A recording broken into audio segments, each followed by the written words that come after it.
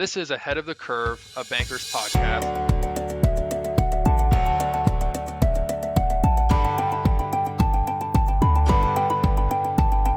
Welcome to this episode of Ahead of the Curve, a banker's podcast. I'm your host, Thomas Curley, and I am here with Zach Englert today, who is a consultant with the Abrigo Advisory Services team. He helps provide institutions with real-time solutions in the form of credit risk management strategies and regulatory compliance. He is a common speaker on webinars here at Abrigo and with other associations, as well as conferences, covering current events and the impact on financial institutions' portfolios. And recently, he has been laser focused on stress testing, which is why I'm so excited to have him on today. So welcome to the podcast, Zach. Happy to have you on. Thanks, Thomas. Super excited to be here. Awesome. Well, I'm excited. And so let's go ahead and just jump in here. Financial institutions, banks, credit unions are facing a lot of uncertainty right now. And I'm sure we'll get into some of those specifics there. But just with the overall economic environment currently, and I know that you have some thoughts specifically on how stress testing can be a huge help.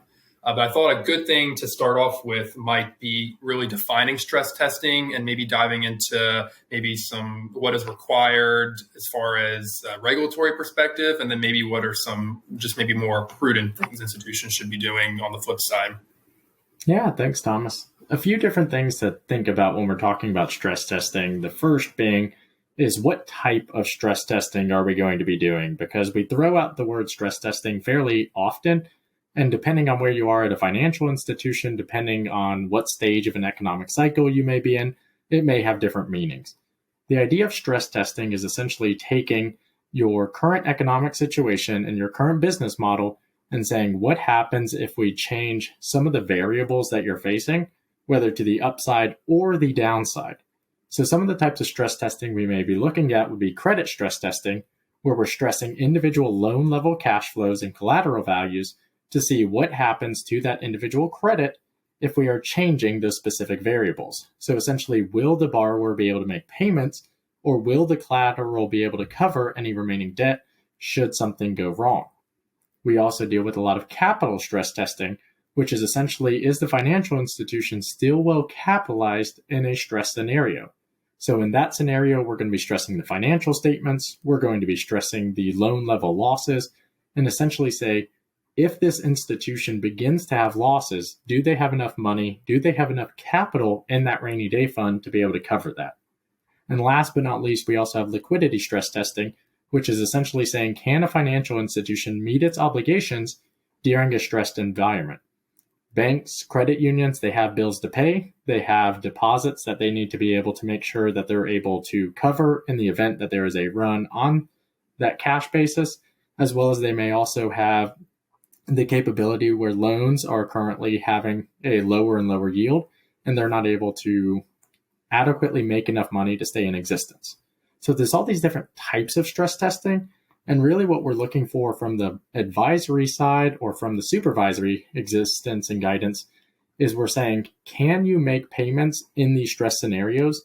Can your institution still have enough capital to be able to cover that information or to cover those obligations? So there's a lot of different ways that you can approach it, and auditors, regulators, what they're really looking for is, are the scenarios actually providing a reasonable expectation of potential losses, or are you just making up some numbers? So some of the things that they should be looking for are these stress scenarios going to be identifying key financial institution vulnerabilities? Is it going to have a reasonable impact on the stressed events? As well as, is this going to have an adverse impact on earnings, loan loss reserves, or different areas of capital? And those stress tests should be evaluated pretty consistently so that an institution can maintain appropriate capital that is in line with its overall risk profile. So covered quite a bit there, but that's kind of a high-level overview of what is stress testing and why are we supposed to be doing it. Great. No, that makes sense. And I know there's, a fair amount of OCC bulletins and, Fed statements. And I also saw some hypothetical scenarios from, the Fed, OCC, and FDIC recently. How should institutions maybe take some of those recent statements and kind of incorporate that into their thinking of stress testing? So one of the things that I would highlight is in 2012, there was a plethora of community bank stress testing guidance. A lot of that information came in line with DFAST, which is no longer applicable to institutions under 250 billion in total assets. But the main components of that are still appropriate for institutions who have strong risk management capabilities, as well as are participating in a capital planning process. So what I would highlight is from the 2012 Supervisory Insights for Stress Testing at Community Banks, they highlight that the strategic value of stress testing may be greatest during the expansionary phase of business cycles. During times when losses are minimal and property values are rising, stress testing assessments of riskier assets in concentrated positions can help management anticipate potential risk. Well, I'll pause there and highlight, Thomas, that luckily we're not seeing anything remotely like that right now. Definitely not seeing an expansionary phase of the business cycle, definitely not seeing rising asset prices, and definitely not seeing concentrated areas where there may be additional risk. So one of the things that we're encouraged to do is make sure that we identify that risk and essentially identify, can we cover in the event that we may have some issues there? Yeah, well, you've alluded to some of the kind of economic turmoil that we've got going on right now. Let's talk about a couple of those things and maybe why stress testing specifically is something that institutions could turn to as an opportunity to help their institution out. So in 2019, we started taking a focus on stress testing because a lot of the institutions we work with are in a allowance-related capacity. We are heavily involved in building of CECL models. And during that time period, again, in an expansionary phase, we were saying what could go wrong in the future. And we had incredibly low unemployment, and there was a lot of liquidity in the markets. We saw a lot of cash free flowing to different areas, whether that was real estate investments, commercial real estate, or equities such as stocks. Then 2020 happened. And no one saw a black swan-esque event like the pandemic. And there was a lot of fear in a lot of institutions saying, what is going to happen going forward? Now, ultimately, we saw a significant amount of fiscal support come in from the federal government that staved off, or a lot of institutions believe delayed, the charge-off activity that they would have expected in an event like that. So we had some institutions say, hey, how can we begin stress testing to make sure that we can keep a finger on the pulse on what that may look like? And as the pandemic slowly continued to develop, as people got a better understanding of what was going to happen from an economic situation, I feel like stress testing started to get pushed to the wayside because we saw a reopening, we saw that cash flow start up again, and we saw a lot of borrowers begin to continue to spend, to continue to invest. And then we saw a war break out in Eastern Europe. And so we have some of these events that were continuing to compound on these unexpected scenarios at a macroeconomic world level that's having material impacts here in the United States. We've seen significant increases in food prices. We've seen significant increases in oil prices, and that's going to push discretionary income for a lot of borrowers lower. We're also seeing some macroeconomic changes in terms of the work situation. We're seeing huge increases in work from home. That's going to change how commercial real estate is valued, especially as 2023 is going to see the largest rollover rate for renewals of commercial real estate in United States history. So there's a lot of these macroeconomic happenings that are fundamentally changing how we manage risk, how we do business. And to have the capability to be able to evaluate that and see what that impact could be, I think is going to be super important for these institutions. Gotcha. That makes sense. And you've kind of, in some of the other answers, have already alluded to some of the questions that institutions can solve using stress testing. But I guess probably the bigger question is, what is holding institutions back from stress testing? So you mentioned in 2019, it started to pop up a little bit more, and then we kind of put it on the wayside again. Like, what are some of those difficulties that folks are running into? Some of that is going to be data management in terms of, do we have the data to accurately provide stress tests? So a lot of institutions like to run commercial real estate stress tests, leveraging net operating income, leveraging debt to service coverage ratios, loan to value ratios, and they may not be pulling that information into a single aggregate place. So if an institution has debt to service coverage information, but it's on their lending platform, and they do all of their loan analytics on their loan analytics platform, they're going to see disjointed data coming from that effort. And it can be very time consuming to pull all of that out into various Excel templates or other software and try and build those reports.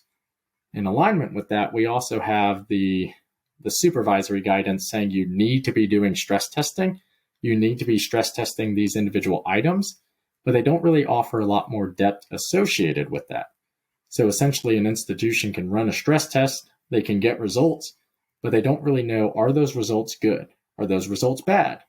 If you are very well capitalized today at let's say a 15% tier 1 capital leverage ratio, which for those of you who are listening and may be unfamiliar kind of with some of those standards or benchmarks or what we may be looking at there, a slap on the risk level, I would say, is 8%.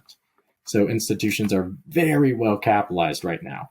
And a lot of those institutions are then stressing and getting 10%, 12% as their severely adverse scenario. And it's kind of looking and it's like, well, we stress tested, but we're still incredibly comfortable. Are we okay? And we haven't seen regulators come out and give everyone a firm thumbs up on what that may look like. So we've got this idea of, hey, we may have mixed data on one side, we may have mixed results on the other side. So how can we get a firm understanding of what is good and what is bad?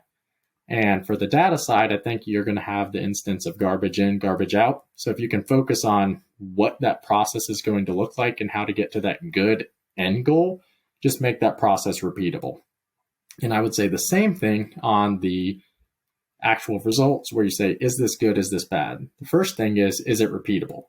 If it's repeatable and you can consistently get to really good results, I would say that you're in a really good spot, and that's highly defendable compared to what you may see previously where, hey, one stress test were really good, one stress test were really bad.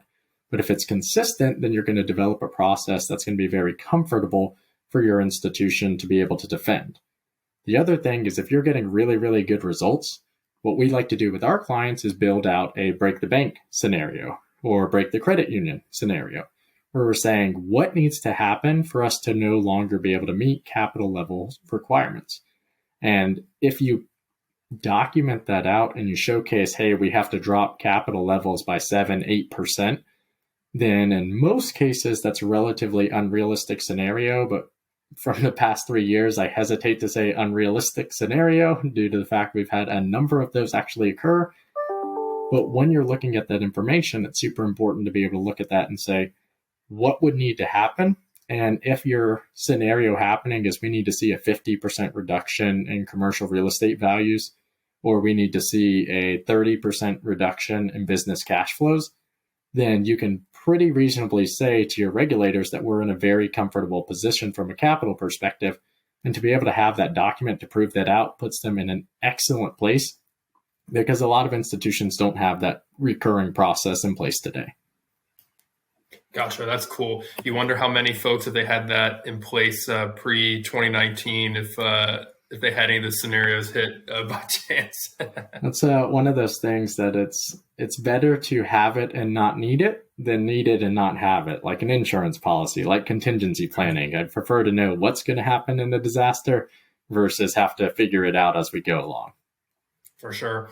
And before we kind of move on to some of the other questions we've got, does this change a lot by asset size in your experience as far as some of the challenges kind of across the board? Very much so. And some of that is going to be data related. Some of it is going to be supervisory guidance related. Prior to 2018, institutions over 10 billion in current assets had to comply with DFAST. And those were relatively strict reporting requirements associated with stress testing capabilities. So institutions that were approaching 10 billion or over 10 billion in 2018 are fairly familiar with how to develop a really strong stress test, whereas the majority of institutions in the United States at the credit union and bank level are sub 10 billion in total assets. And they're being told you need to stress test, but again, back to my earlier statement, they're not necessarily being told what are good results, what are bad results, especially if you're not even close to the regulatory minimums.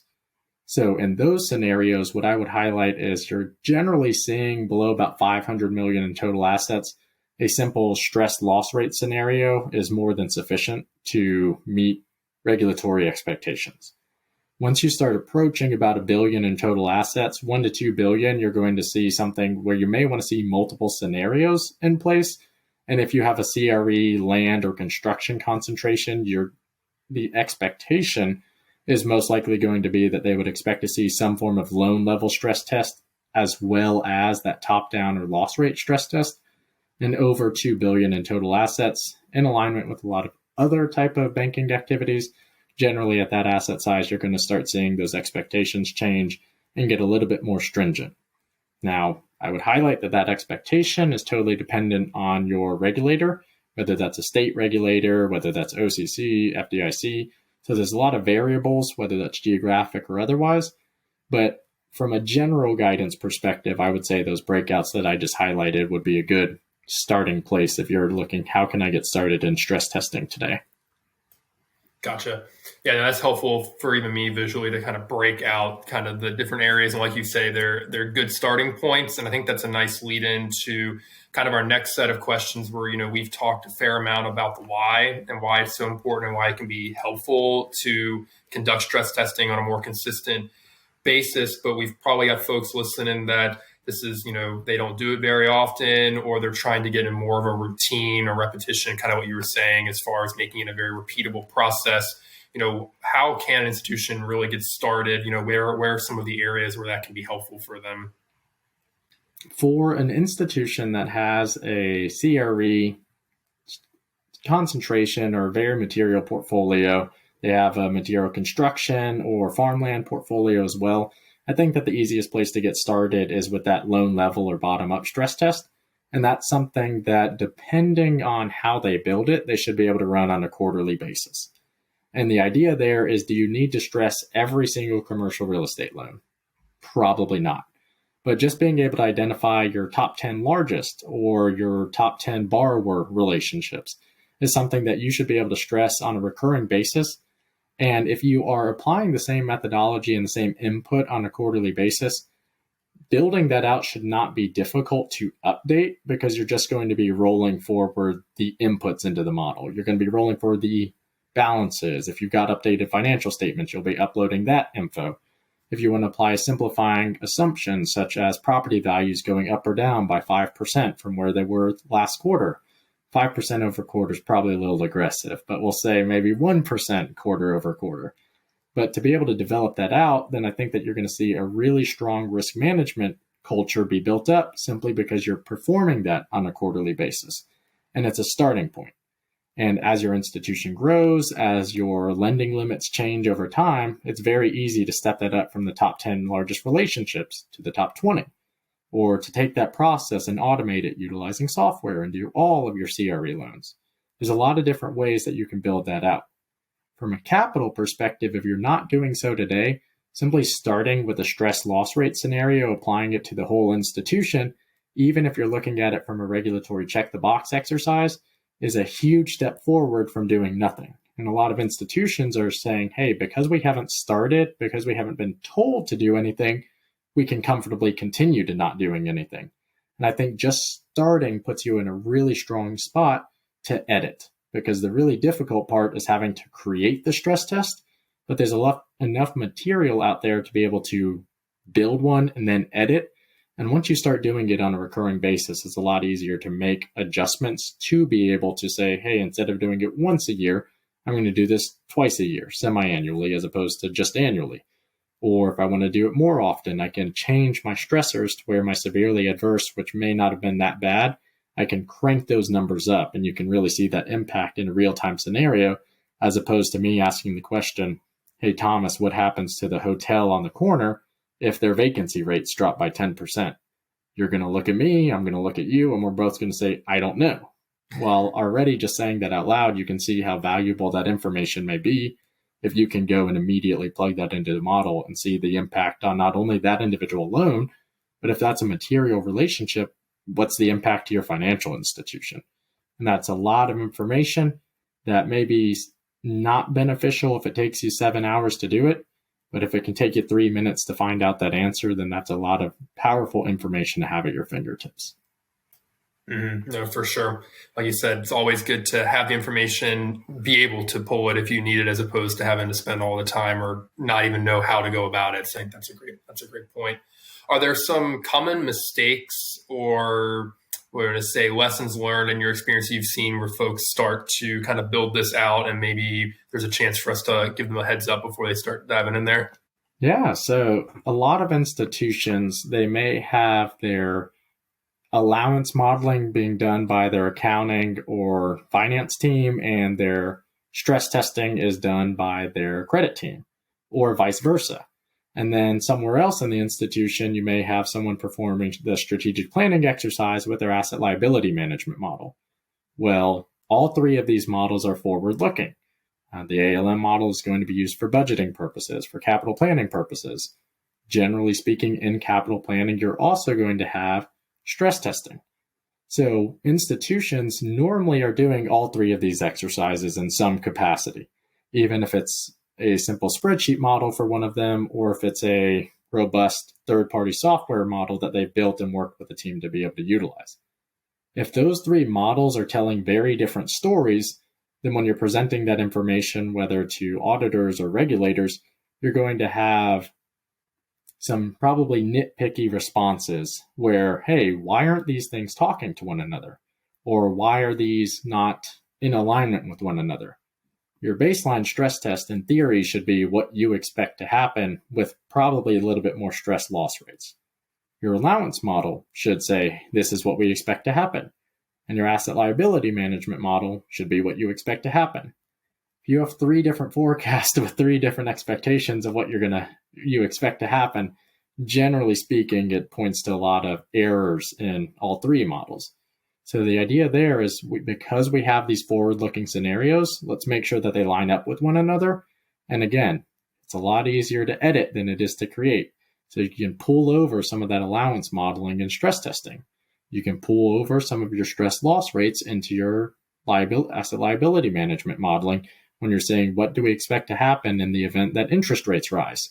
Right now, we're expecting as much as another 200 basis points of interest rate rises this calendar year. And if that were to occur, you'd want to know what's the impact of that on my portfolio. And if we coincide that with a stressed loss rate environment, again, just more powerful information. And a lot of institutions aren't taking advantage of today because they're having three separate teams or three separate individuals running their models their own way instead of having those talk to one another at all. Gotcha. Sounds like a classic example of work smarter, not harder. If you can get all three of those complicated exercises to use some of the same inputs, then you should be in good shape. Very much so.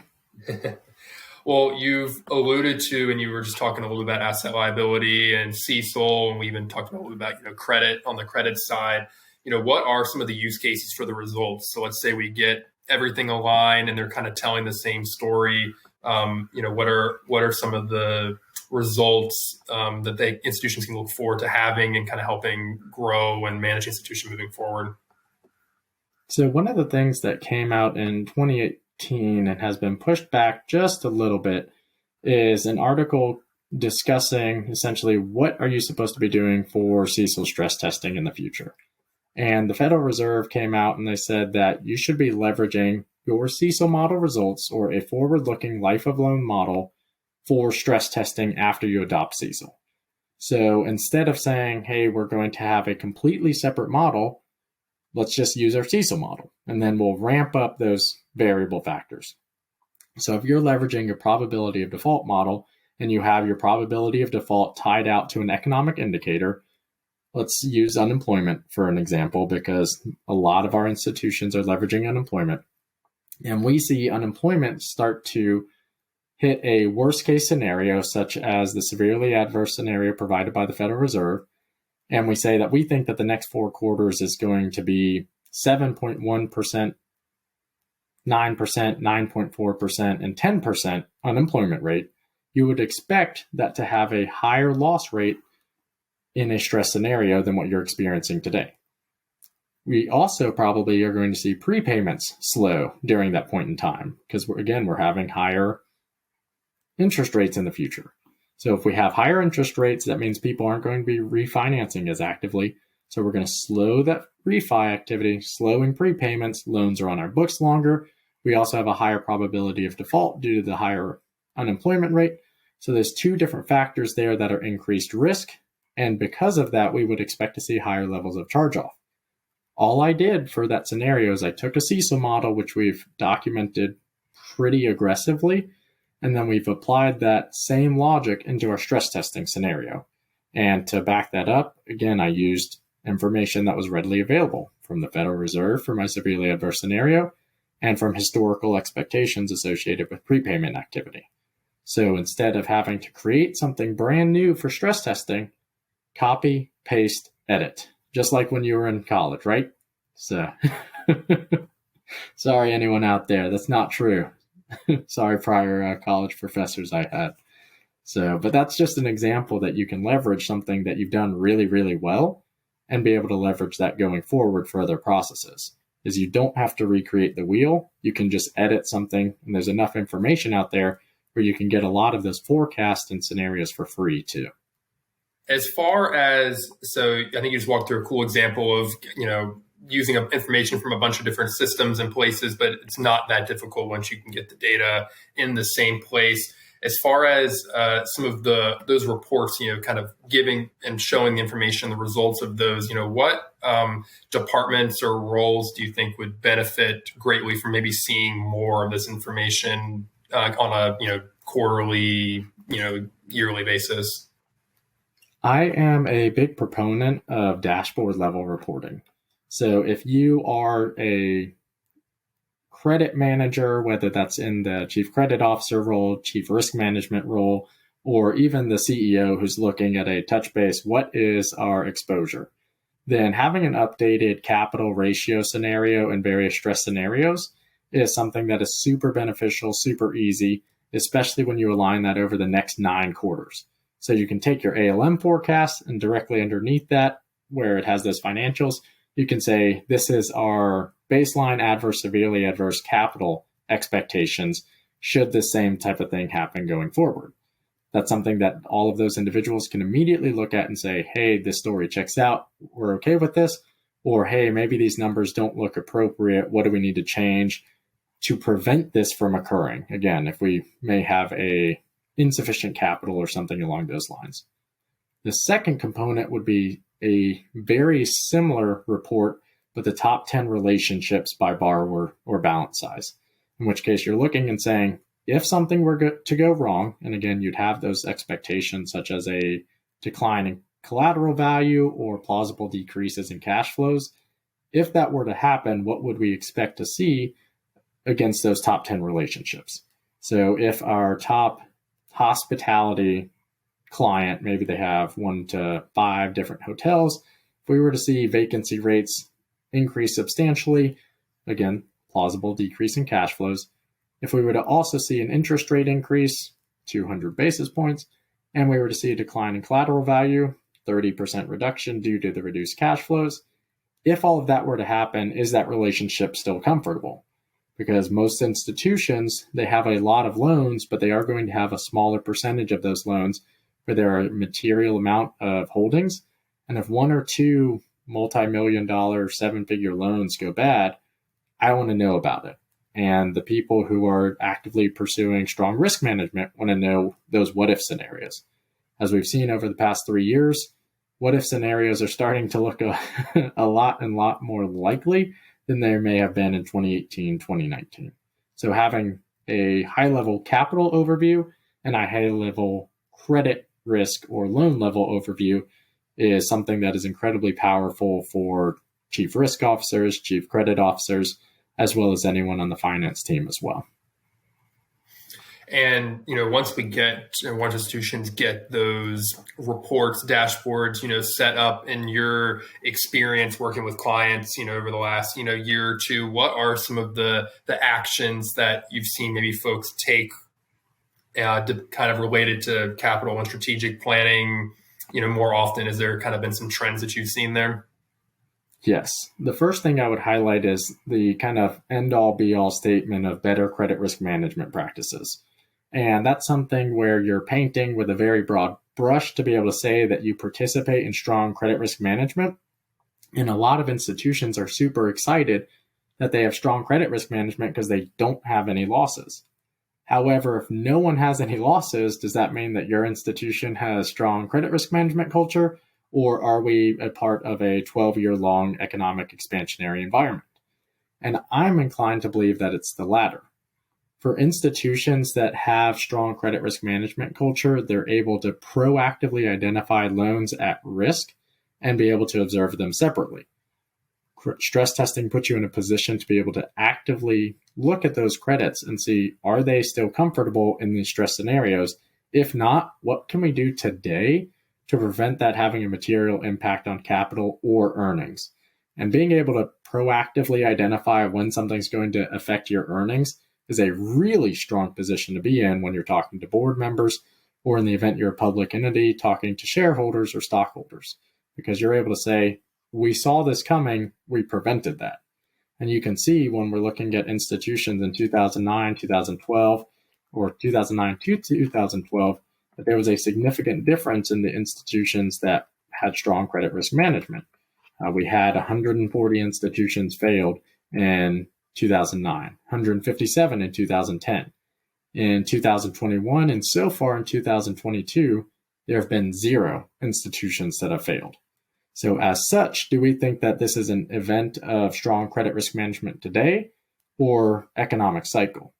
If we assume that it's the economic cycle, then I think should we go through another recessionary environment, the banks who are not only going to not fail, but actually perform incredibly well are the ones who actually exemplified strong credit risk management, and they were able to proactively identify contingency planning as well as loans that need to be downgraded probably before we start seeing those signs of distress.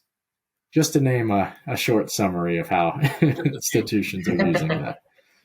No, but I think that makes sense. I like putting it in a historical perspective too, and kind of looking at it that way, because I think it's, to your point, stronger credit risk management can mean a lot of different things to different people. So,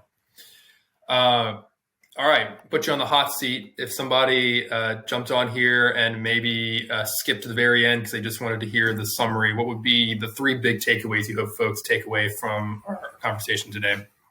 The very first thing that I would highlight is if you are not stress testing today, and when I say not stress testing, I mean that you do not have a process in place that you are repeating on, at a minimum, an annual basis, that's something that you should start.